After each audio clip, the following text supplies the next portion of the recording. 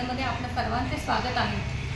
बरेच वेळा मी असं पाहिलेलं आहे की देवळामध्ये गेल्यानंतर श्रावण महिना असं नाही इतर वेळी सुद्धा जी शिवपिंड जी काही पूजा करून ठेवलेली असते कोणी ती आपण जातो आणि सहज सगळी काळकळीत बाजूला ठेवतो आणि आपली पूजा चालू करतो। असं तुम्ही करत असाल तर ज्यांनी पूजा केली आहे त्याचंही पुण्य तुम्ही घालवता आणि तुमच्या पदरी पाप घेता। तर असं चुकूनही कोणी करू नका। अशा पद्धतीने दुसऱ्याची पूजा करण्याचा अधिकार आपल्याला नाही। तर शास्त्रात असं सांगितलं आहे।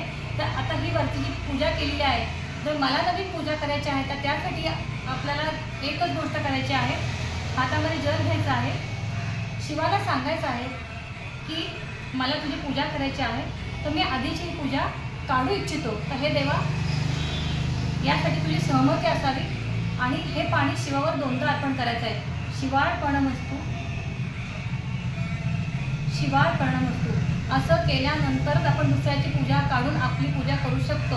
अन्यथा तुमच्या माथी पापच लागणार आहे, पुण्य काहीही पदरी पडणार नाही। तर अशा पद्धतीने सेवा तुम्ही करा, म्हणजे तुम्ही ज्यासाठी करत आहात त्याचं फळ तुम्हाला 100% मिळेल।